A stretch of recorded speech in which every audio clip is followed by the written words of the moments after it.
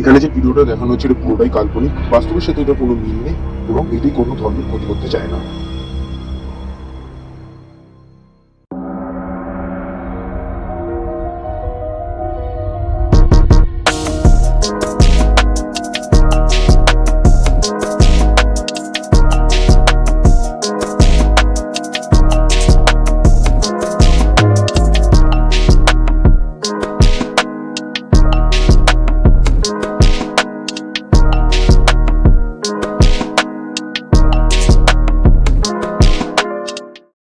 আপনারা ভাবছেন এটি আবার কোন জায়গা? এটি হচ্ছে রেললাইন, যেখানে অনেক রহস্যই মৃত্যুর লুকিয়ে থাকে। তাহলে কি সুনাম শহরের দুর্নাম রহস্যের মৃত্যুটা কি এখানেই লুকানো আছে?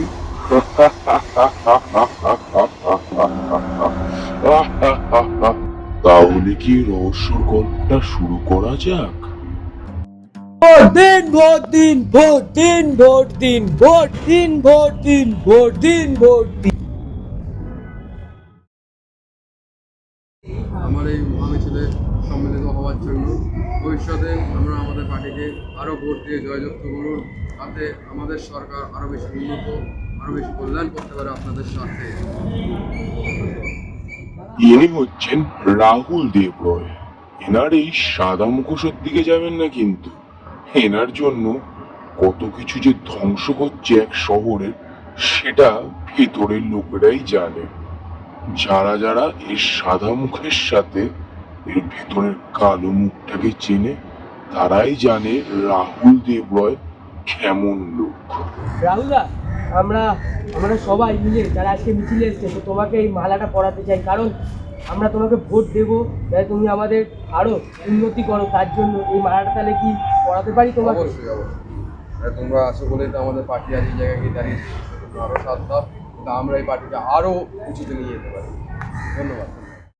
আজকালকার যুগে আবার গেঁদার মালা, টাকার মালা পড়াবে কোথায়? আরে আগে বলবি তো। সরি। এটাই হচ্ছে রাহুল দেব রয়ের আসল চরিত্র।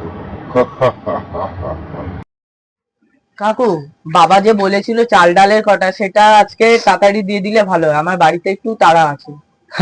আর তারা? তোমার আবার কিসের তারা? তুমি তো বাবু কিছুই করো না, সারা দিনই বাড়িতে বসে থাকো। আর কি করবে বলো, পুরো পাড়ার সবাই চাকরি পেয়ে গেল, কিন্তু বাবু তুমি চাকরি পেলে না এখনো। কি হবে তোমার? বাবার টাকাগুলো এইভাবে না খেয়ে একটা কাজই তো খুঁজলে পারতে। ইনি হচ্ছেন শুভজিৎ দাস। ইনি এক সময়কার স্কুলে খুবই বিদ্যমান একজন ছিলেন, কিন্তু যখন তার বাবা তাকে নিয়ে গর্ব করত যে আমার ছেলে ভালো পড়াশোনা করে, কিন্তু সেই ছেলে এখনো অব্দি চাকরি পায়নি, উল্টে পাড়ার সব ছেলেই চাকরি পেয়ে গেছে, সরকারি চাকরির আশায় বসে আছেন ইনি। আমার একটা পলিটিশিয়ান বন্ধু আছে, চাকরির ব্যাপারে তার কাছে কথা বলতে যাবো। আমার এইটুকু বিশ্বাস যে সে চাকরিটা আমাকে পাইয়ে দেবেই। এরাই হচ্ছে তারা যাদেরকে নিয়ে এই রহস্যটা আগানো যাবে। তাহলে দেখা যাক এই রহস্যের শহরে আর কি কি আমরা দেখতে পাই। হা হা হা হা হা হা হা হা। বন্ধু আসবো? আরে আয় আয়, হঠাৎ এতদিন বাদে আমার সাথে দেখা। তোর কাছে কিছুটা ফ্যাশনে করেই এসেছি। আমার কাছে কেউ ফ্যাশায় না পরে আসে না ভাই। বল বল, কি চাস? তুই তো জানিস আমার বাড়ির পরিস্থিতি কিরকম, তাও একটা সরকারি চাকরি এই ভিখারিগুলো আবার চলে এসছে, নর্দমার কি নর্দমাই পড়ে, ধাক্কা দিয়ে বার করে দাও ওদেরকে। বল বল, কি বলছিস? তুই যদি কিছু করতে পারতিস। কেন পারবো না? কি কাজ চাস বল। আরে অন্যদের জানে তোদের কমই নেব। তো আমার বাড়ির পরিস্থিতি তো তোর অজানা নয়, তবে আমি টাকা দিতে পারবো, তবে তুই আমার মার্কশিটটা একবার দেখ। মার্কশিট? এগুলো আর কাগজের টুকরো রে। হ্যাঁ, আজকালকার এইসবের ভ্যালু নেই। হ্যাঁ, কাগজের টুকরোর ভ্যালু আছে, তবে ওতে নম্বর নয়, গান্ধী শাখা থাকতে হবে, বুঝলি? ছি ভাই ছি, তোর প্রতি এই আশাটা আমি কখনোই করিনি। তুই এতটা বদলে যাবি আমি কখনোই আশা করিনি। আজ আমি বদলেছি বলে দেখ, আজ আমি এইখানে, আর নিজেকে দেখেছিস আর ভিখারি ভিখারি রয়ে গেল। হ্যাঁ, আজ আমি উঠলাম রে, তবে ভবিষ্যতে জেনে রাখিস আজকে আমি যে অপমানটা হলাম পরবর্তীকালে আমি কাউকে হতে দেবো না। তোর এই সাদা পাঞ্জাবের নিচে লুকোনো থাকা মুখোশ আমি টেনে বার করবোই। যা যা যা, বারবার দেখে।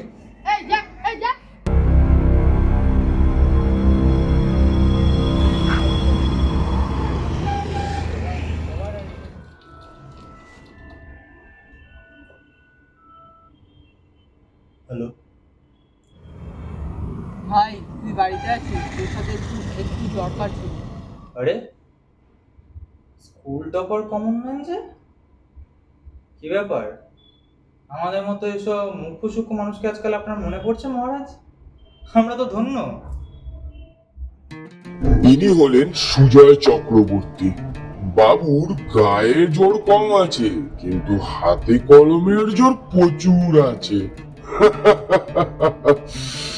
ইনি হলেন এরকম টেরা মানুষ যে ভালোর সাথে ভালো, খারাপের সাথে খারাপ। আর স্কুল টপার ওই সবই এখন কাগজে টুকরো হয়ে গেছে। বাবা, কেস তো মনে হচ্ছে খুব সিরিয়াস।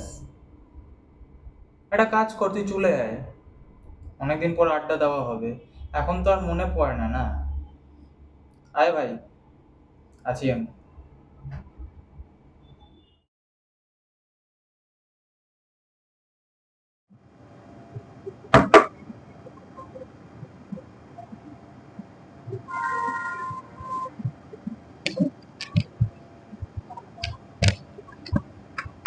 ভাই আসবো? আরে আয় ভাই, বস।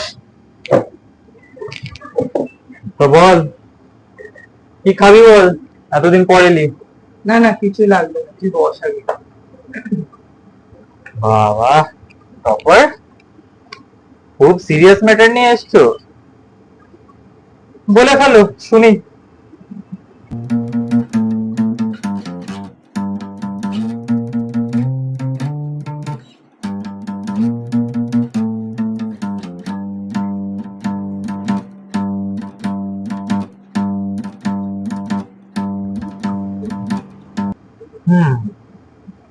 বুঝলাম।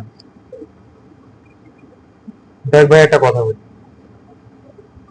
আমি বুঝতে পারছি তোর সাথে কি হয়েছে, কিন্তু এক্ষেত্রে তোর এগোনোটা বুদ্ধিমানের কাজ হবে না। তাছাড়া রাহুল যা ছেলে, ওকে ছোট থেকে দেখে আসছি, নিজের জেদ আর একগুঁয়েমিকে ছাড়া আর কিচ্ছু বোঝে না। তার মধ্যে এখন পাওয়ার ওর সাথে আছে। একটা জিনিস জানবি, যাদের কাছে পাওয়ার আছে তাদের কাছে আমরা কি বলতো, জাস্ট একটা পিঁপড়ে, জাস্ট একটা ছোট পিঁপড়ে, যখন ইচ্ছে পায়ের তলায় ফেলে না পিষে দেয়।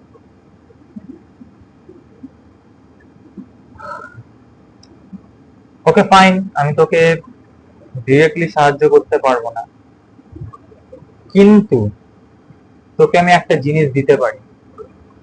তবে তোকে কথা দিতে হবে যে কেউ যাতে জানতে না পারে সেটা আমার থ্রুতে তোর কাছে আছে, বা তুই যে কাজটা করছিস সেখানে আমার সাথে তোর লিঙ্ক আপ আছে।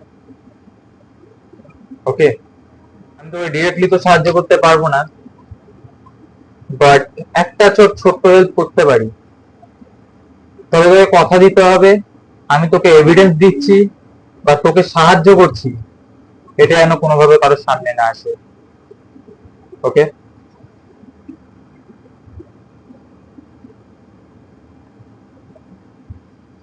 চেক দিস, মনে রাখবি আমি দিচ্ছি, বা এই বিষয়ে তোর সাথে আমার কোন রকম লিঙ্ক আপ আছে কেউ যেন জানতে না পারে।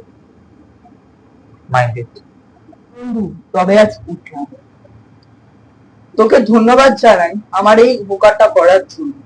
তবে আমি এই সুনাম শহরে গুমনাম রহস্য বার করে ছাড়বো। তবে আজ চললাম রে, আবার কোনো একদিন দেখা হবে। তা হবে, কিন্তু একটা কথা বলি তোকে, একটা পদক্ষেপ নিচ্ছিস ভালো কথা। তোকে আমি আমার মতো করে সাহায্য করছি, কিন্তু এমন কিছু করিস না যাতে তোর বিপদ হয়। নিজেকে বাঁচিয়ে কাজ কর, আর দেখবি যাতে তোর সাথে আমার নাম কোনোভাবে না জড়ায়। বারবার বলে দিচ্ছি। সাবধানে বাড়ি যা, দেখে শুনে কাজ করবি।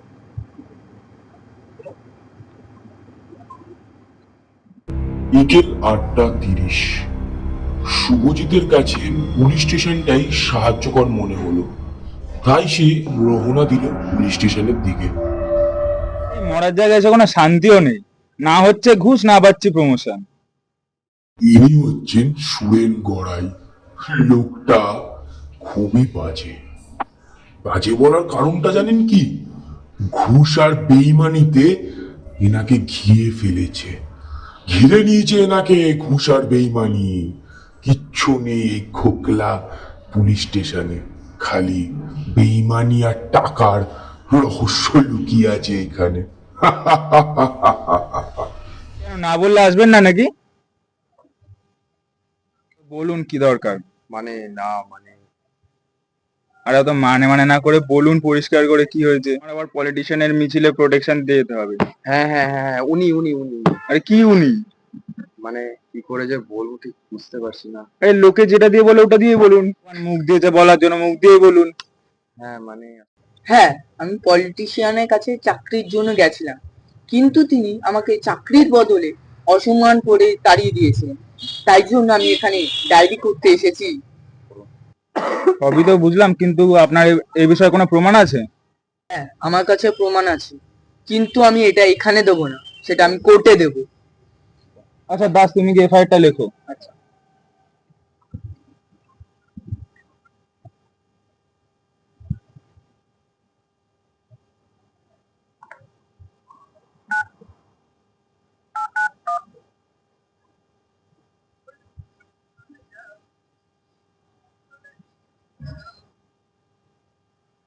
Hello sir. ইনি হচ্ছেন পান সিং দাস। এনার এক সময় ডিউটিতে ঢোকা হয়েছিল যাতে মানুষের সাহায্য আর পুলিশের কাজটা যাতে ভদ্রভাবে এবং সুশীলভাবে করে, কিন্তু এখনকার সমাজে গিয়ে তিনি এখন পলিটিশিয়ানদের পা চাটছে। একটা মুরগি এসছে থানায়, আপনার বিরুদ্ধে অনেক প্রমাণ নিয়ে এসছে, আবারও বলছে কোর্টে যাবে। এবার আপনি দেখুন কি করবেন। রাতের 10:30। এতক্ষণে পলিটিশিয়ানের কাছে খবর চলে গেছে যে তার বিরুদ্ধে তারই বন্ধু অভিযোগ করতে গেছে। হয়তো পলিটিশিয়ানের এটা সহ্য হয়নি, এখন হয়তো সে তার এই বন্ধুটাকেই মেরে দিতে চাইছে। দেখা যাক এই রহস্যের গল্পে আর কি রহস্য বেরায়।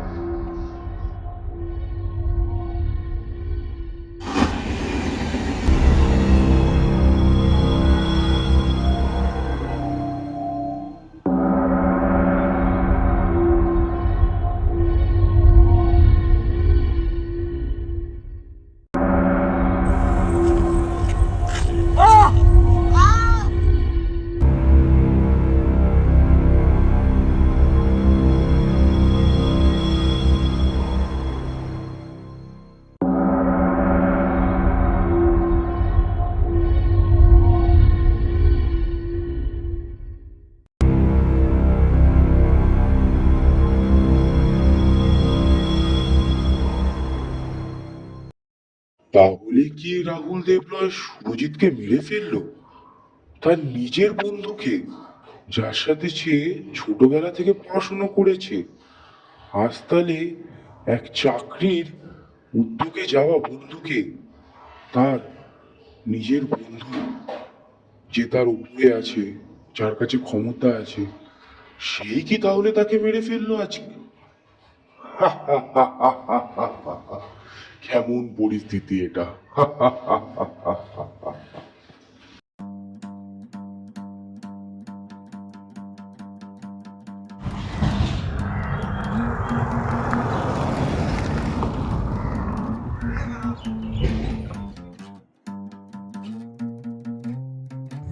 এই এখনকার ছেলেপুলেগুলো না সব মদ খেয়ে উচ্ছন্নে, সকাল সকাল ঘুমটা নষ্ট করে দিল।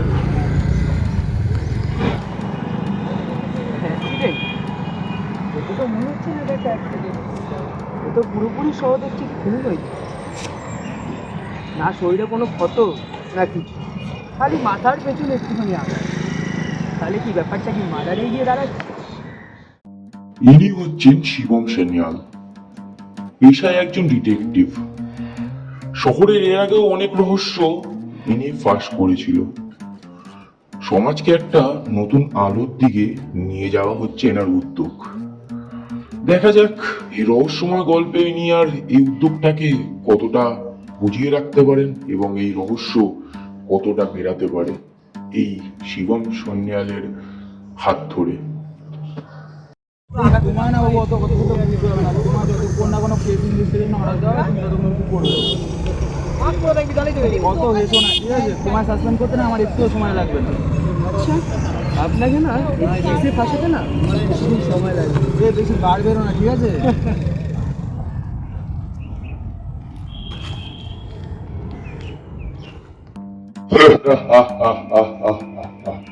তো এই রহস্যময় চরিত্রের গল্পগুলি খুবই আজব, তাই না?